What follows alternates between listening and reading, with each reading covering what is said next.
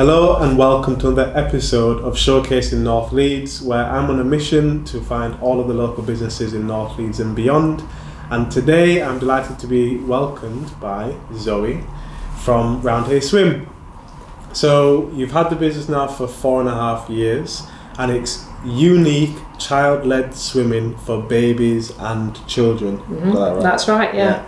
And before that you were doing it as well, but with a franchise. I was part of a nationwide franchise for about 5 years before I found the pool venue. Okay. But it was quite difficult doing it through a franchise. They were brilliant at getting you sort of trained up, ready. They're second to none with their training for you as a teacher.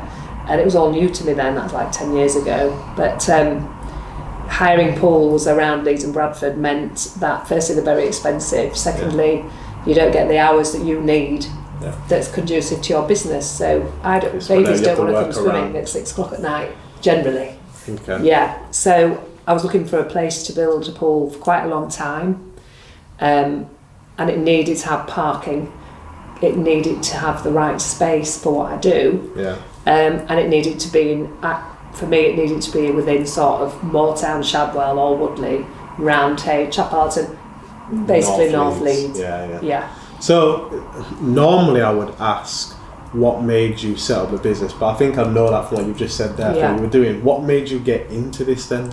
So before, I've done quite a few different jobs really over my adult life, if you like.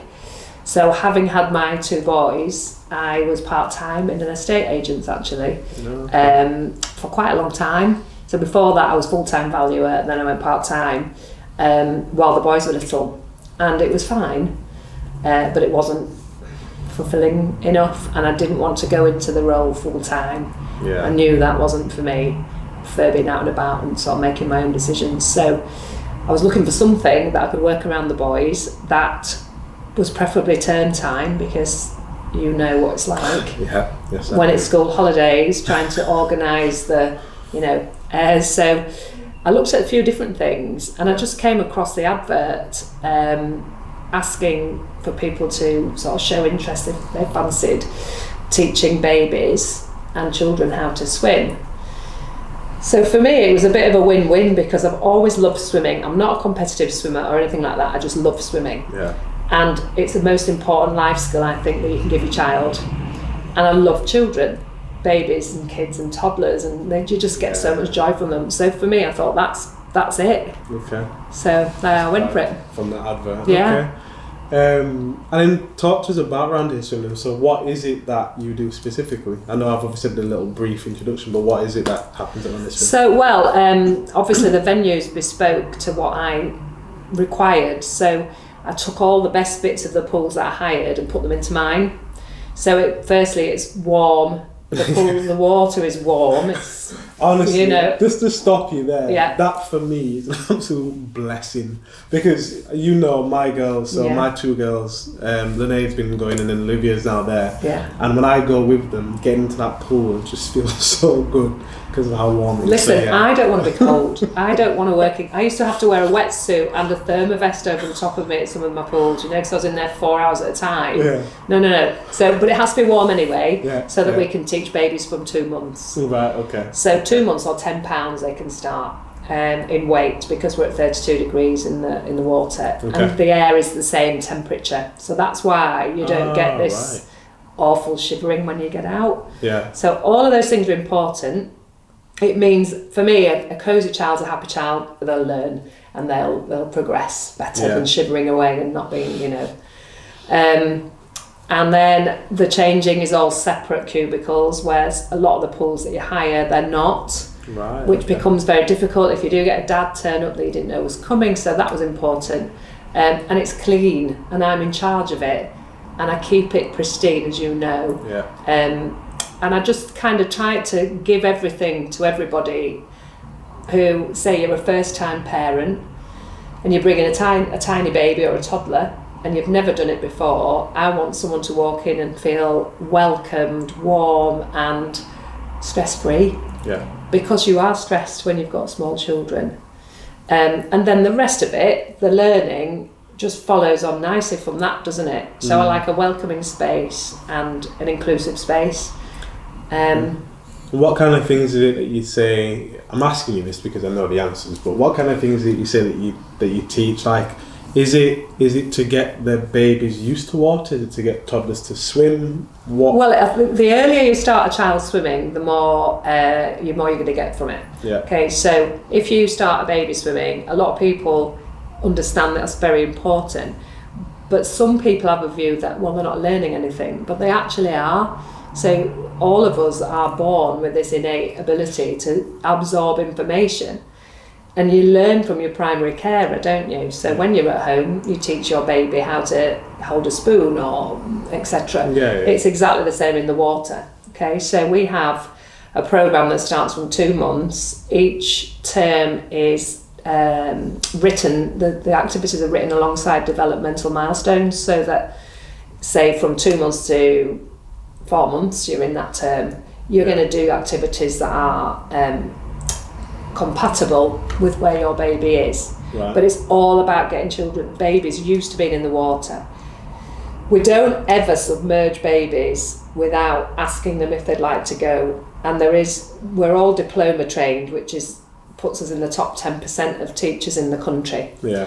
And what the diploma does is give you a lot of information, child psychology wise, how babies learn, how they communicate non-verbally, and that puts us way ahead in the teaching stakes, really. So we do teach babies how to show us that they want to come into the water. Yeah. And researchers, well, we can prove it, really, that we don't have any problems with them as they get to a more of a verbal stage where they might say, I don't want to do that anymore, or they just go no, or you know. We used to get that because years ago everybody told a baby they were going under and they went. Yeah. But now we don't, and it gives them a much more secure space. They're in charge of their own decisions, and even babies that are tiny can make a decision. We just need to know how to read them. Yeah. So that's a foundation, and obviously they carry on going up through the 5 baby terms, then they go into toddlers. Toddlers then becomes more, there's a lot more games and that kind of thing to keep them keep their attention spans, but you are actually teaching them how to swim. Yeah. And you'll know that from your 2 girls, that obviously this physical capability you've got to look at. Yeah. So for Charles 3, a lot of my 3-year-olds can swim across the pool. Yeah. And they're all usually underwater, aren't they? Yeah. But they can't do, say, a full breaststroke properly because physically they're not able to. But we teach them according to where they are. That makes sense. Yeah, we for us, our youngest, who is also 3, she loves going underwater. Yeah. She loves swimming with her tiger arms and everything else. She loves it. But when she first started, she didn't, and you could tell she didn't. And she obviously could say and whatever else, but she's come along in terms of her confidence. And obviously, I've seen her sister, but from her doing it as well, she loves it. And I'm one of those parents, to be completely honest, that says, I think Olivia started when she was like 1 or 18 months. She was like young, that. yeah. And I was like, what on earth is the point in that? She can't swim. She's got no idea what's going on. Yeah. And Lucy just kept saying to me, just keep leaving her at it because she needs to learn to be in the water. Yeah. And it's about respecting water as well and understanding how it works. Yeah. Because there's a sort of phrase that you use for children between 2 and 3. It's like the danger age. So they're really adventurous. Yeah. They don't have any sort of, hang on, that might not be safe. They don't risk assess properly. So at least if you've had your, like say Olivia's been in the water, I'm sure she was younger than that when she came. She was she was a very young toddler. She wasn't a baby, but she was in between it, I think. She's tiny as well. She's small, but that's small but mighty, I would say. Yeah. Having met her. But I forgot what I was saying now. What was I saying? Yeah. So the danger age, at least if you've had your child in the water, we teach them how to come in, turn around, hold on. Yeah. We do that from Lippers level 1, which is like babies, as long as they can get a pincer grasp on the side. I remember that. And that is a drill, because if they fell in somewhere, they'll instinctively turn themselves round and hold on and wait for someone to find them. And you teach them to hold on to things that move, like the mat in the water, the float or whatever you want to call it. But it is so important.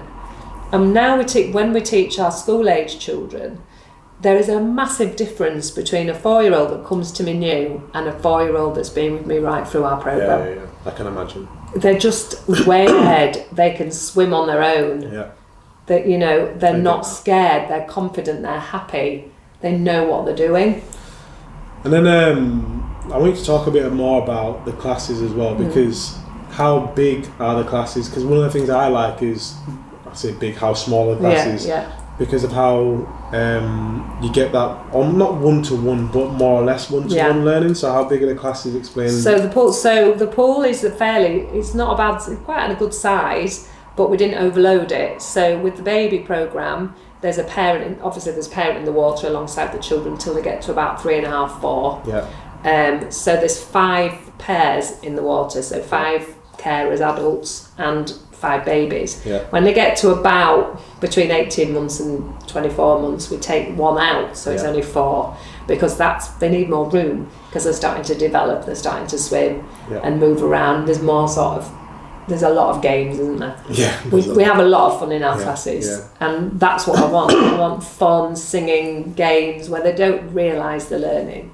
Yeah. But the good thing about it is, like you say, the teacher's in the water with them, and you feel like you've got that, not an intimate atmosphere, but much more sort of private, isn't it? For sure. There's no distractions going on in another lane, or people throwing things, or it's quiet, apart from when we get going, but it's a nice quiet environment. You're getting that teacher attention, so the teachers, I myself included, we can all tailor make activities slightly, or just adjust things and tweak things to suit each child, because not everybody learns in the same way. Yeah, for sure. And I thought I was going to ask you in regards to that. Teacher-led, small pool. The games, that's what I was going to say. So the games, the thing that I like most about them is the fact that they are games, but the lessons are in there, and the learning's in there as well at the same time, with the tie grounds, like I say, and swimming on the back and putting things on forward. So I do love all of that as well. What's it like in terms of trying to get a spot at the minute? Is it like there's a waiting list? The waiting list is there still. This, generally speaking, we're not too bad. It's not. It's there. Yeah. We probably, if somebody's on the wait list now, they're likely to get a spot next term, so we do 10-week terms, and there's 4 of them a year. So at the minute we're just starting the winter term, and they stagger over the school holidays, so you don't pay for those weeks when we're shut. But the next term starts mid-February. Depending on what you're looking for, you know, there may be a space come up. It tends to sit at a similar number all year, but it's just that obviously we get to the end of a programme for some children and they go, so then we can start again with the nippers ones, or, you know, beginner toddlers. I only say that because anybody who's listening and watching, I want them to understand, if they're thinking about doing it, they need to prepare for it, so to speak, and get the child ready and think, right, we're going to start in February, so let's apply now to see if we can get. You do need to get on the wait list. It's what else can I say? We are very busy, so we're built from word of mouth, really. But pop in, see us, come in and have a look round, or give me a call or an email, and you know, we'll put you on the wait list. We like to know which days you can do and your preferred days. That's another thing, like, when is it that you have classes? Days, times? So the baby preschool classes run Tuesday to Sunday inclusive. Yeah. On a Monday we only open at tea time for children that are at school. Okay. So they're from sort of 4 to about 6.5, 7 years of age we can do. Yeah. Because remember, at the front of the pool there's a training machine that we use to swim against. Right. So it's like a current. And you turn it on and you adjust it to where you want it to be. So that's why we can teach children, even if they can stand up in our pool, it doesn't matter, because they won't, because we'll have the machine going. But that's when you get into a stage where you need to think about stroke analysis and building up stamina and that kind of thing. So Monday nights, that's just for school aged, and then after that the school aged children come every day after school, Monday to Friday, and Saturday morning is all without parents, so 4 years plus, and the rest of the time it's baby preschool. Okay. And is there anything that I should have asked you that I've not asked you? How amazing our teachers are. No, I don't think so. We've sort of discussed about what we do. I mean, we do try and make it a very unique space. Yeah. We work very hard on our swim programme, and we work hard in making a lesson plan that we can use a theme, if you like. You know that we love a theme. So we know we're very creative, and we try and change it up a lot so that children don't get bored, or come and just come down and see us. Well, how do they find you? Where are you? So we are 35 Chelwood Drive, which is just off Street Lane. It's the last unit on a parade of shops. It doesn't look big enough to have a pool in it, but it doesn't. It doesn't. But it does. It really does, doesn't it? Yeah. But it's quite a deep unit, and we're on the same parade as the Leeds Deli and Little Leeds. So they all go nicely for coffee afterwards and that kind of thing. And the website is roundhayswim.co.uk. Okay. And the email address is info@roundhayswim.co.uk, and that's me, and that's Zoe. I'm Zoe, and I answer all the emails. Perfect. Well, thank you so much for joining me. Thank you for having me. Thank everyone for listening and for watching. And as I always say, please do like, follow, subscribe, share, so we can get this boosted as much as we possibly can do. But thank you for listening, and we'll see you next time.